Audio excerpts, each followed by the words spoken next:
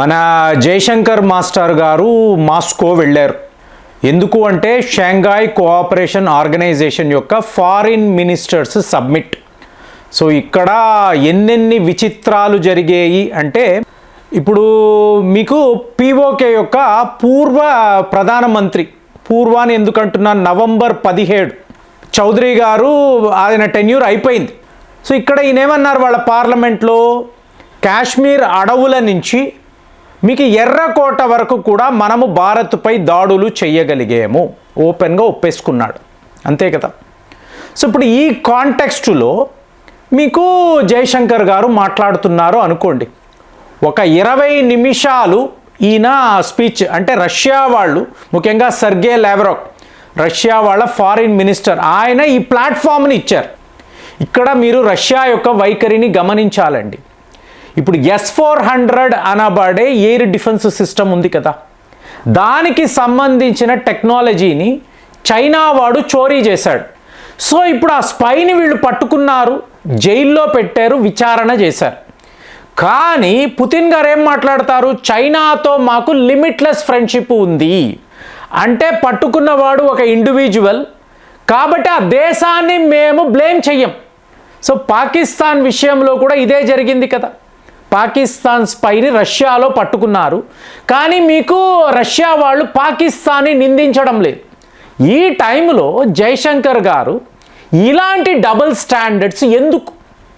చూడండి, ప్రపంచంలో ఇంత ఓపెన్గా ఆ దేశములో కూర్చొని మాట్లాడడం అనేది ఒక్క జయశంకర్ గారికి మాత్రమే చెల్లిందండి, వేరే ఎవరికి. ఇంకా మోదీ గారు కూడా, ఈయన కూడా చైనా వెళ్ళారు కదా, SCO సబ్మిట్లో కలిశారు కదా, పాకిస్తాన్ అని మాట్లాడరు. ఇక్కడ జరిగిన విచిత్రము ఇదే, మా దేశాన్ని డిఫెండ్ చేసుకునే అధికారము మాకు 100% ఉంటుంది. సో ఈ తీవ్రవాదులను ఎవరైతే పెంచి పోషిస్తున్నారో వాళ్లను మేము విడిచిపెట్టే అవకాశమే లేదు అని జయశంకర్ గారు డైరెక్ట్గా పాకిస్తాన్ యొక్క ఫారిన్ మినిస్టర్ వైపు చూడడం, అంటే చెప్తున్నారు, మేము మిమ్మల్ని విడిచిపెట్టాం, జీరో టాలరెన్స్, ఇక్కడ ఎటువంటి కాంప్రమైజ్ లేదు, మీరు పాతాళంలోకి వెళ్ళి దాక్కున్నా కూడా మేము వస్తాము, అంటే వెంటాడతాము, మిమ్మల్ని వేటాడతాము. ఇంత డైరెక్ట్గా జయశంకర్ గారు, ఒక ఫారిన్ మినిస్టర్, ఈయనేదో డిఫెన్స్ మంత్రి కాదు, లేదా ఈయనేదో మన ఆర్మీ చీఫో ఎయిర్ ఫోర్స్ యొక్క హెడ్డో కాదండి, ఒక ఫారిన్ మినిస్టర్ మీకు మాస్కోలో కూర్చొని ఇలా మాట్లాడడం అంటే రష్యా వాళ్ళు చెయ్యలేని పని. ఇప్పుడు ఇక్కడ ఎలా ఉందంటే, పాకిస్తాన్ని నిందించడము అనేది ఒక ఎత్తు అయితే, వాళ్ళకి సపోర్ట్గా నిలబడే చైనా, ఎందుకంటే మీరు ఐక్యరాజ్య సమితిలో పలానా తీవ్రవాది పలానా తీవ్రవాదము చేశాడు, ఇక్కడ ఇన్నిన్ని పేలుళ్ళు అనేవి ఇతని వల్లే జరిగింది అంటే, ఇతను గొప్ప దేశభక్తుడు అని పాకిస్తాన్ వాడు అంటాడు, వాడికి సపోర్ట్గా తన వీటో పవర్ని చైనా వాడు వాడతాడు. కాబట్టి ఒక్క పాకిస్తాన్ని చూడడానికి లేదండి, వీళ్లకు సపోర్ట్గా నిలబడే చైనా. సో చైనా తన డబుల్ స్టాండర్డ్స్ను విడిచిపెట్టాలి. ఒరే వాడు డైరెక్ట్గా అమెరికా వాడి దగ్గరికి వెళ్ళి డొనాల్డ్ ట్రంప్ గారి బూట్కి పాలిష్ వేసి అతని కాళ్లను పట్టుకొని అయ్యా బాబు అంటూ వాడు ఎంతో కొంత డబ్బు సంపాదించుకొని వస్తున్నాడు, ఎవడు? అసీం మునీర్. సో ఇదంతా చూసి కూడా ఇంకా నువ్వు పాకిస్తాన్ని నమ్మితే నీ దేశం ఏమవుతుంది? 60 బిలియన్ అమెరికన్ డాలర్స్ ఆల్రెడీ పోగొట్టుకున్నావు, ఇంకా ఎలాగ వీళ్ళని నమ్ముతావు? డైరెక్ట్గా అండి, ఈ వీడియోల ముఖ్య ఉద్దేశము వీళ్లను అక్కడ ఓపెన్గా నిందించడము అనేది ఒక్క జయశంకర్ గారికే. ఇది ఈయన అమెరికాలో చేసి చూపించాడు, డొనాల్డ్ ట్రంప్ వేదికలో అమెరికా యొక్క డబుల్ స్టాండర్డ్స్ను ఆయన క్లియర్గా ప్రపంచానికి చూపించాడు. ఇక్కడ SCO అన్నారు అనుకోండి, అక్కడ మీకు భారత్ పాకిస్తాన్ కలిసి పనిచేసే ఒక వేదిక అండి, వేరే ఎక్కడా కూడా వీళ్ళు కలవరండి. ఇప్పుడు బ్రిక్స్లో వాళ్ళు రావడానికి మీకు ట్రై చేశారు పాకిస్తాన్ వాళ్ళు, కానీ మనము మన వీటో పవర్ని వాడి వాళ్ళని రానివ్వకుండా ఆపాం, అంతే కదా. బ్రిక్స్ అంటే అమెరికా వాడికి వ్యతిరేకమైన గ్రూప్. అక్కడ అమెరికా వాడితో వీడు ఏదో చాలా పెద్ద స్నేహం ఉన్నట్టు నటిస్తున్నాడు. ఇక్కడ బ్రిక్స్లో జాయిన్ అవుతానని చెప్పి ఇక్కడ రష్యా, చైనా లాంటి దేశాలను మీకు ఎన్నో రకాలుగా మభ్య పెడుతున్నాడు. వాళ్ళు కూడా పాకిస్తాన్ని చేర్చుకుందామండి, ఏంటండి నష్టం అంటే సమస్యే లేదు, మీరు చేర్చుకుంటారా చేర్చుకోండి, మేమైతే బ్రిక్స్లో ఉండము, క్లియర్గా చెప్పేశాం కదా. దాంతో మనకు ఇప్పుడు ఇక్కడ ఏంటంటే మన గ్లోబల్ పవర్ అండి. జయశంకర్ గారు మాట్లాడుతున్నప్పుడు చైనాను ఉద్దేశించి తీవ్రవాదాన్ని ఆపడము కాదు, వాళ్ళకి సపోర్ట్గా నిలబడకు. చైనా అంటే ఏంటండి, ఒట్టి వ్యాపారం, ఎవడితో వ్యాపారం ఉంటే అటు వాళ్ళతో కలిసిపోతారు. ఇక రష్యా అన్నారు అనుకోండి, రష్యా యొక్క మెయిన్ అజెండా ఏంటి, అమెరికాను ఆపడం, డీ-డాలరైజేషన్ రియాలిటీ చేయడం. మరి తీవ్రవాదం గురించి ఎవరు మాట్లాడతారండి? భారత్ మాత్రమే తీవ్రవాదం గురించి మాట్లాడుతుంది. ఎందుకంటే మనమే విక్టిమ్స్ అని మనం అనుకుంటున్నాం, అంతే కదా. రెడ్ ఫోర్ట్లో మనకే కదా నష్టము అనుకుంటున్నాం. ఇదే పని మాస్కోలో ఒక మ్యూజిక్ హాల్లో, ఒక ఒపేరాలో జరిగింది, చైనాలో జరిగింది, అమెరికాలో ఎన్నో దాడులు జరిగాయి. ఎవరికీ ధైర్యం లేదు. ఎందుకు? మూలాలంతా పాకిస్తాన్, వీళ్ళందరికీ కూడా ఏదో ఒక రకంగా పాకిస్తాన్తో పని ఉంది. కాబట్టి పాకిస్తాన్ని బ్లేమ్ చెయ్యలేక వీళ్ళు ఎవరు తీవ్రవాదము గురించి మాట్లాడడం లేదు. ఇదే కదండి వాస్తవము.